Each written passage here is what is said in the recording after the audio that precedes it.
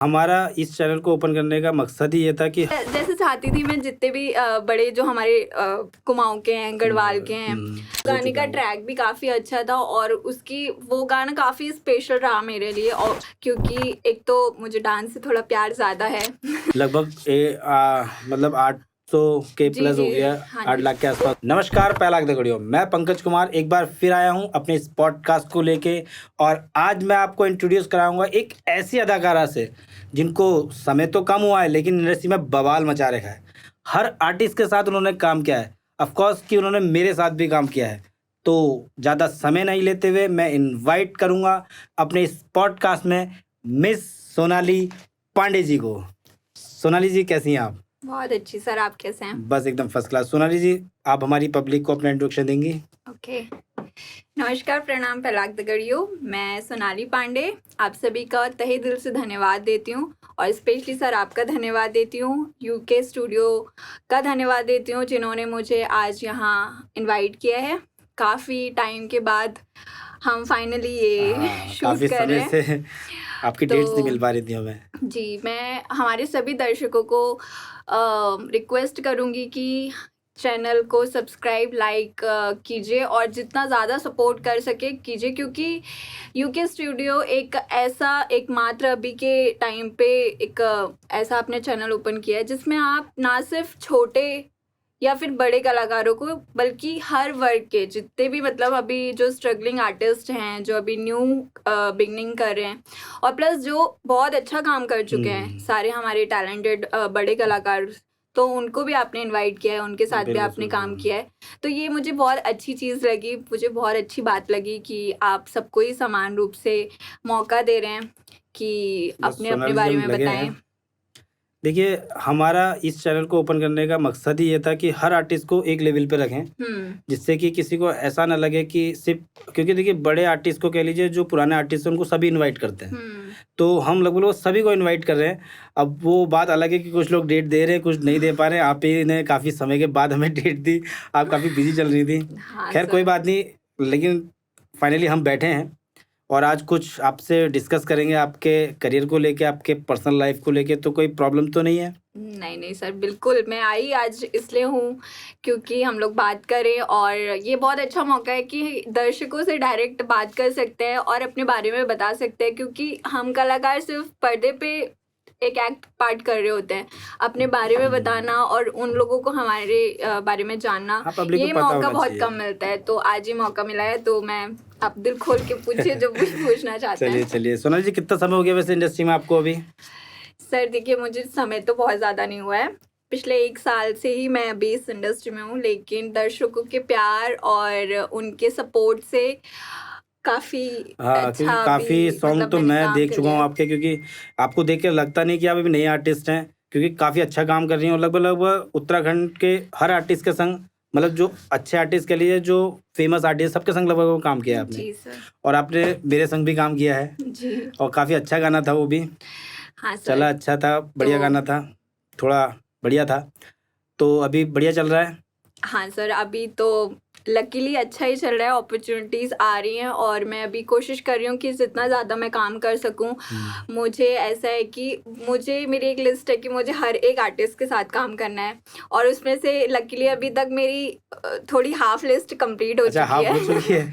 हाँ, मतलब मतलब मैं जैसे चाहती थी मैं जितने भी बड़े जो हमारे कुमाऊं के हैं, गढ़वाल के हैं, जैसे कि हिमांशु आर्या सर, पन्नू गोसाई सर, अच्छा, और अजय सोलंकी सर, और भी काफ़ी नामदार हैं। तो इन लोगों के साथ मैंने लीड एक्ट्रेस में काम कर लिया है और बहुत अच्छे अभी हमारे वो गाने गए हैं।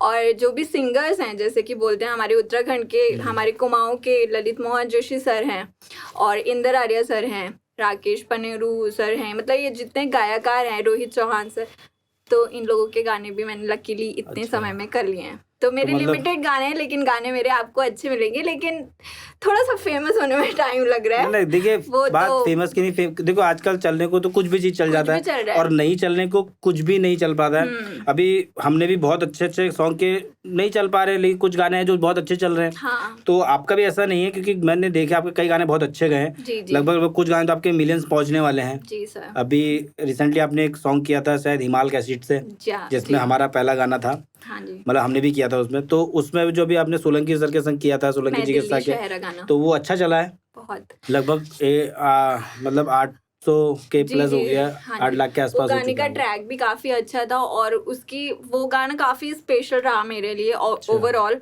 क्योंकि एक तो मुझे डांस से थोड़ा प्यार ज्यादा है दूसरा डांसिंग सॉन्ग भी है वो ट्रैक, और ऐसा है कि उसमें जो डायरेक्शन वगैरह भी किया गया है डायरेक्टर दीपक पुल्स के थ्रू किया गया है।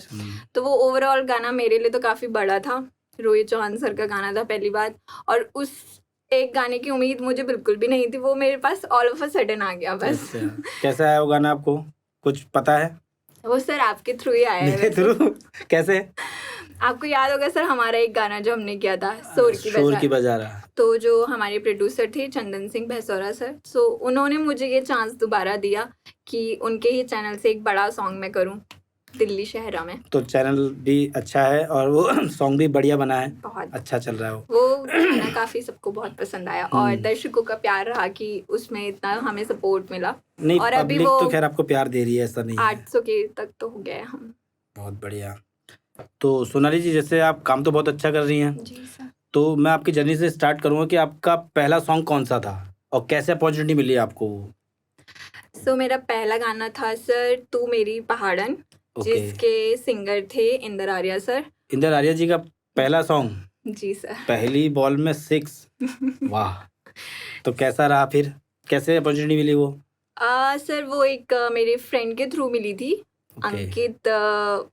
अंकित कुमार, कुमार, वो हमारे भी कोरियोग्राफर। जी जी। ओके। तो हम लोग एक डांस के कंपटीशन में मिले थे, जहाँ पे वो भी जज थे और मैं भी गई थी। अच्छा। तो हाँ, तो हम लोग वहीं पे मिले थे बेसिकली, और उनके थ्रू एक और पर्सन थे जो कि मैनेजमेंट देखते थे, तो उनसे भी मेरी बात हुई थी। उनको पता था कि मुझे काइंड ऑफ मन है कि मैं भी करूँ सॉन्ग्स वगैरह, तो उन्होंने मुझे अपॉर्चुनिटी के बारे में बताया, और फिर बगड़वार म्यूजिक प्रोडक्शन से हमारा ये गाना आया था। अच्छा।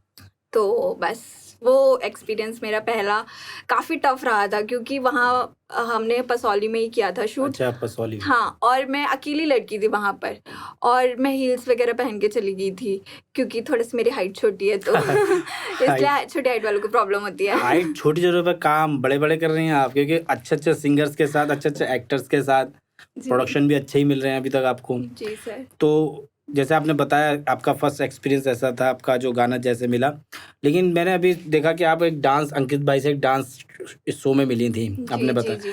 तो मैंने सुना है कहीं ना कहीं कि आप डांस भी सिखाती हैं, आपका डांस स्टूडियो भी है, हाँ सर, डांस मैं सिखाती हैं डांस भी आप, सिखाती हूँ। मल्टी टैलेंटेड हो आप एक्टर भी हैं, आप डांस भी, और शायद आप जॉब वगैरह भी करती हैं। जी सर, ये तो मैं बस अपनी हॉबी के लिए कर रही हूँ, वैसे मतलब मेरा हॉबी के लिए क्या, जॉब हॉबी के लिए? देखो सर, देखो जॉब मुझे करनी पड़ी है वो फाइनेंशियली रीजंस की कोई वजह से, दिक्कत और नहीं। ऊपर से मैंने पढ़ाई लिखाई भी की है, उतना हाँ, एमबीए वगैरह किया है, तो वो इसलिए वेस्ट नहीं जाना चाहिए, सही जी बात है। जी। तो जॉब तो एक मेरा मतलब वो करना ही था टाइप वाला, वो मजबूरी बोल सकते हो उसे। और ये अगर इंटरव्यू आपके जो जहाँ आप जॉब करते हैं उन्होंने देखा तो फिर क्या रिस्पॉन्स आएगा वहाँ से, कुछ सर पता है? वहाँ भी सब लोग बहुत प्यार करते हैं, वहाँ भी चलिए। मुझे काफ़ी रिस्पेक्ट और प्यार मिलता है, एक अच्छी पोजीशन में हूँ मैं, तो किसी को कोई, सबको पता है मेरी हॉबी है डांस करना, तो ये हॉबी को मेरी करना चाहिए। जी। तो यहाँ मेरा दिल है, वहाँ वहाँ मेरा शरीर है। वहाँ वहाँ मेरी वहाँ धड़कन है। वहाँ करना पड़ता है। मतलब ठीक है, दोनों चीज अपनी जगह। जैसे कि देखिए, हमारे इस Balance फील्ड करना में है। एक ही चीज पे आप निर्भर नहीं रह सकते, या तो फिर जैसे आप अभी स्टार्टिंग है, जी तो जी, आपके लिए जॉब भी बहुत जरूरी है, और ये फील्ड तो आपकी हॉबी है, ये तो बहुत जरूरी है। बिल्कुल तो आप सर। दोनों में लगे रहिए, अच्छी बात है। तो डांस सिखाती हैं आप? हाँ सर, तो मैं जॉब भी करती हूँ, मैं जॉब से आने के बाद इवनिंग में मेरे डांस स्टूडियो है, तो ओके। वहाँ बैचेस भी करती हूँ, और फिर उसके बाद मोस्टली संडेज में शूट रहते हैं, तो बीच में कभी-कभी मतलब पूरा शूट वीक कर आप लेते हैं। बिजी रहते हो? सर बहुत ज़रूरी है अपने आप को बिज़ी रखना, क्योंकि आज की लाइफ ऐसी हो गई है कि एक जगह से इतना स्ट्रेस हो जाता है कि अगर आप अपने आप को बिज़ी नहीं रखोगे और उस स्ट्रेस को रिलीव करने के लिए कोई दूसरी चीज़ नहीं करोगे ना, तो आप पागल हो जाओगे बैठे-बैठे। क्योंकि सच में ऐसा होता है कि इतना ज़्यादा टेंशन है हर जगह पे, तो इसलिए मेरे को तो डांस करके बहुत ज़्यादा रिलीफ मिलता है। इसलिए नहीं, मैं डांस बस तो एक ऐसी डांस करते थेरेपी, रहती हूँ। डांस और म्यूजिक ऐसी थेरेपी है जिस थेरेपी के आगे मुझे लगता है कि कोई और थेरेपी नहीं। जैसे आप टेंशन में हो, आप म्यूजिक सुन लो, डांस कर लो, टेंशन वही, खत्म। वही, वही। और मतलब कभी कभी तो ऐसा भी होता है, जैसे मैं अपने बारे में बताऊं, जैसे मैं छोटा था तो मुझे बुखार भी आता था, तो मैं डांस करता था और मेरे साथ बुखार चले आता था, दवाई की जरूरत ही नहीं होती थी। ऐसे ही कोई किस्सा मेरा भी है एक। हाँ। मतलब बचपन से ही मुझे डांस वैसे बहुत पसंद था। मैं अपने गांव शहर जहाँ पे भी रही हूँ वहाँ पे डांस की वजह से फेमस थी। सारे लोग मुझे बचपन से ही डांसर बुलाते थे, अच्छा। हीरोइन बुलाते थे एक्चुअली मैं। आज हो आप हीरोइन? आज मैं हूँ, क्योंकि मेरे पूरे परिवार में बचपन से मेरी कुछ हरकतें ऐसी रही है ना कि मेकअप भी करते रहती थी मैं, और ऊपर से मेरे हेयर कलर ना थोड़े ब्राउन थे और बचपन में बहुत गोरी थी मतलब मैं। कुल मिला के स्टार्टिंग से आप एक मॉडल टाइप? मॉडल बोल सकते हो, हाँ। तो मॉडल नाम आपने सही दिया। मेरे ऑफिस में, मेरे कॉलेज में, मेरे स्कूल में, मेरे खानदान में मुझे मॉडल ही बुलाते थे। अच्छा। तो ऐसे करके बाकी मैंने बचपन में DID कंपटीशन भी दिया है एक। कौन सा सीजन? DID सीजन 4 या 5 था, तभी मैं 5-6 साल की कहाँ थी। दिए थे ऑडिशन? हम गए थे मुंबई। तो ओके, वहाँ क्योंकि DID सीजन 4 मैंने भी ट्राई किया था देहरादून, बट नहीं हुआ कुछ। हाँ, पर ट्राई किया था। मैंने मतलब फर्स्ट राउंड तो हमारे अपने शहर बरेली में मैं रहती हूँ, अच्छा। मेरा बर्थ प्लेस वहीं है, तो वहाँ पे दिया था। थर्ड राउंड तक गई थी मतलब, लेकिन वही होता है कि वहाँ भी बहुत ज़्यादा पॉलिटिक्स है, सब कुछ है। आजकल टैलेंट कम और पॉलिटिक्स ज़्यादा चलती है हर जगह। देखिए, सब जगह ठीक है, सबका अपना अपना है, क्या कह सकते हैं, लेकिन ठीक है, सब जगह अपना अपना एक दायरा बना हुआ है कि उस दायरे में अगर आप आते हो तो ही आगे जा पाओगे, नहीं आ पाओगे तो फिर मेहनत सबसे ज़्यादा इम्पोर्टेंट है। हर काम को करने के पीछे मेहनत लगी रहती है। तो- जो लोग मेहनत करते रहते हैं उनको एक टाइम में सक्सेस मिलता है, बाद में मिलता है भले ही, लेकिन देखिए, मिलता ज़रूर मेहनत है। अगर आप कर रहे हैं तो मेहनत आपकी वेस्ट नहीं जाएगी, कहीं ना कहीं आपको वो सक्सेस दिलाएगी ही दिलाएगी। और ये मेहनत हकीकत के है। साथ लेकिन लक भी बहुत ज़रूरी होता है। और मैं मानती हूँ कि मेरा इस इंडस्ट्री में आके काम करना मेरी मेहनत के साथ साथ, अभी लकीली हूँ मैं कि मुझे अच्छे गाने मिले, और मैंने अभी तक जितने गाने भी किए हैं वो खुद से मेरे पास आए हैं। बहुत कम मुझे ऐसे रहा कि मैं जाऊँ। मैं कोशिश करते रहती हूँ कि अभी कैसे मतलब काम और आगे देखिए, करें। आपके इस जवाब से मुझे एक चीज़ याद आ रही है कि आपको एक तरीका आपके अंदर बहुत अच्छा है कि जिस वजह से आपको काम मिल रहा है। जो मैं पर्सनली इंडस्ट्री में हूँ तो मुझे पता है इंडस्ट्री में क्या चलता है, क्योंकि मैंने देखा कि आप प्रमोशन में बहुत फोकस रहती हो। कहीं भले ही आपका वो काम आपने किया हो नहीं किया हो, किसी की भी रील्स देख लो, कुछ देख लो, आप प्रमोशन बहुत अच्छा करते हो, जी जान लगा देते हो प्रमोशन में। और कई आर्टिस्ट ऐसे हैं जो काम करने के बाद भूल जाते हैं कि उनको प्रमोशन भी करना होता है। क्योंकि देखिए, प्रोड्यूसर और चैनल आपसे क्या चाह रहा है कि आप थोड़ा सा उनका वो कर दो, ठीक है नहीं। अब आप प्रोड्यूसर आपको फ़ोन करे जा रहा है, चैनल आपको फ़ोन कर रहा है, आप प्रमोशन नहीं कर रहे हैं, आप रील्स नहीं बना रहे हैं, तो वो गलत होती है। लेकिन इस मामले में मैं बताना चाहूँगा पब्लिक को कि ये आप बेस्ट हो, क्योंकि आपको कहने की ज़रूरत नहीं पड़ती, आप प्रमोशन में जी जान लगा देते हो। क्योंकि आप जहाँ पे भी सोशल मीडिया पे एक्टिव रहते हो तो वहाँ आपका प्रमोशन चल रहा होता है, और इसी वजह से आपको काम मिल रहा है। ये मैं आपको अंदर की बात बता रहा हूँ। मुझे आपसे ही पता चल रहा है फिलहाल।